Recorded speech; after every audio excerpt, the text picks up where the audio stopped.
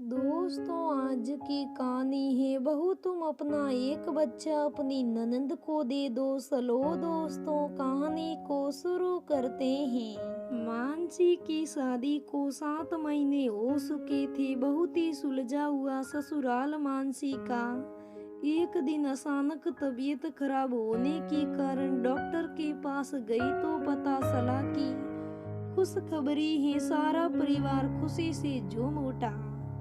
इतने सालों बाद कोई नन्हा मेहमान जो आने वाला था। जब मानसी की सास ने यह खबर अपनी बड़ी बेटी कावेरी को सुनाई तो वो भागी चली आई। आते ही उसने मानसी को गले से लगा लिया। मेरी प्यारी भाभी, आज तुमने इतनी अच्छी खबर सुनाई है कि पूछो मत। वर्षों बाद इस घर में किसी बच्चे की किलकारियां गूंजेगी। भाभी, तुम्हें कोई भी तकलीफ हो तो मुझसे कहना, मैं हमेशा तुम्हारे साथ हूँ। कहते कहते उसकी आंखें सलक आई। अपनी ननद से इतना स्नेह पाकर मानसी भी भाव विभोर गई। मानसी की ननद की शादी को 10 साल हो चुके थे। इतनी ममताई थी वो, लेकिन ममता लुटाने के लिए उनके पास कोई नहीं था। मानसी की ननंद की गोद अभी तक सोनी थी। पास के शहर में ही उसका ससुराल था। इन दिनों कावेरी ने मानसी का बहुत ख्याल रखा। 9 महीने बाद मानसी ने 2 जुड़वा बच्चों को जन्म दिया। एक साथ दोहरी खुशी पाकर सब फूले नहीं समा रहे थे। मानसी की ननंद भी दोनों बच्चों पर खूब प्यार उड़ेलती रहती थी। दोनों का नाम भी कावेरी ने ही रखा, रजत और शुभम। लेकिन 2 नन्हे बच्चों की जिम्मेदारी भी दुगनी होती है। मानसी बेचारी परेशान हो जाती थी। एक दिन मानसी की सास ने मानसी के पास आकर कहा, बहू मुझे पता है एक माँ के लिए उसके बच्चे क्या मायने रखते हैं। तुम मेरी बात का गलत मतलब मत लगाना। मानसी ने कहा, माँ आप क्या कहना चाहती हैं?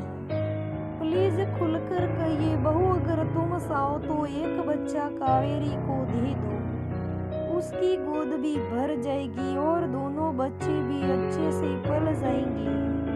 सास ने हिचकिचाते हुए कहा। मानसी को समझ नहीं आ रहा था कि वो अपनी सासू माँ को क्या जवाब दे। सासू माँ ने फिर कहा, बेटी को जल्दी नहीं है, तुम सोच समझ के बता देना। यह कहकर सासू माँ चली गई। मानसी का दिल बहुत बेचैन था। उसने रात को अपने पति से इस बात का जिक्र किया तो उसके पति ने कहा, मानसी बड़ी दीदी ने मुझे भी अपने बच्चे की तरह ही पाला है, लेकिन मैं तुम पर कोई दबाव नहीं डालना चाहता। ये फैसला पूरी तरह से तुम्हारा होगा। आखिर एक बच्चे पर सबसे ज्यादा हक उसकी माँ का ही होता है। सारी रात मानसी की आंखों में नींद नहीं थी। वो इसी बारे में सोचती रहती। आखिरकार उसने एक फैसला ले लिया। सुबह उसने कावेरी को फोन किया, दीदी क्या आप यहाँ आ सकती हैं? हाँ, लेकिन क्या बात है? दोनों बच्चे तो ठीक हैं ना? कावेरी ने घबराते हुए कहा, हाँ दीदी सब ठीक हैं, बस आप आ जाइए। मानसी ने कहा। कावेरी के आने के बाद मानसी ने उनकी गोद में शुभम को डालते हुए कहा, दीदी आज से ये आपका बेटा है। कावेरी को विश्वास ही नहीं हो रहा था। उसकी आंखों से आंसू धारा बह उठी। वो मानसी से लिपट गई और बोली, भाभी आज तुमने एक भांज को मां बना दिया। तुम्हारा ये एहसान मैं कभी नहीं भूलूंगी। दीदी शायद आपके लिए ही भगवान ने मुझे 2 बच्चे दिए हैं। आप उनकी यशोदा माँ बनोगी। इस दृश्य को देखकर सभी की आंखें नम हो गई। सब कुछ हंसी खुशी चल रहा था। 3 साल हो आए थे। कावेरी अक्सर शुभम को लेकर मायके आ जाया करती थी, लेकिन किस्मत को शायद कुछ और ही मंजूर था। रजत की तबीयत एक दिन अचानक बिगड़ गई।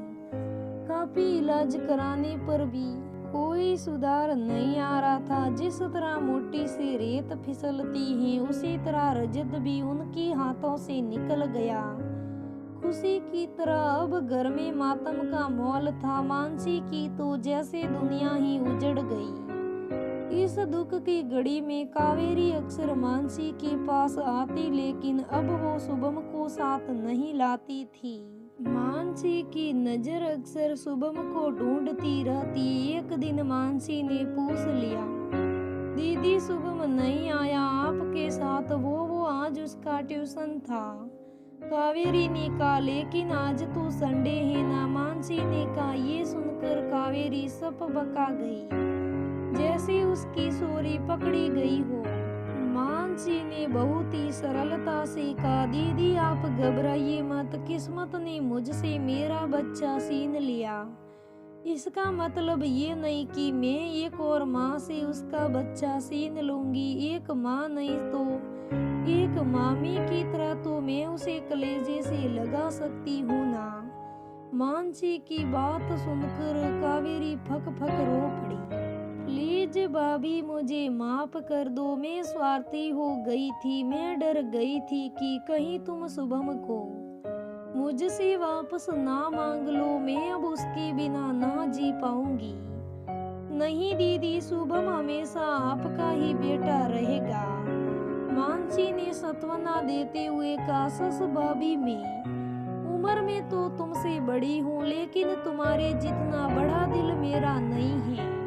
देखना भाभी, मेरी प्यारी भाभी तुम्हारे गोद में जल्दी से एक बाल गोपाल आएगा।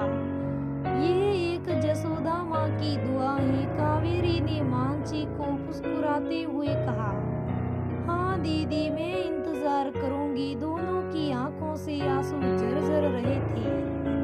उन्हें देखकर आज फिर सभी की आंखें भर उठी। दोस्तों, ननंद भाभी का रिश्ता बड़ा ही प्यारा होता है। कई जगह हमको देखने में मिलता है कि ननंद भाभी बहुत झगड़ती हैं, एक दूसरी का मुंह देखना भी नहीं चाहती।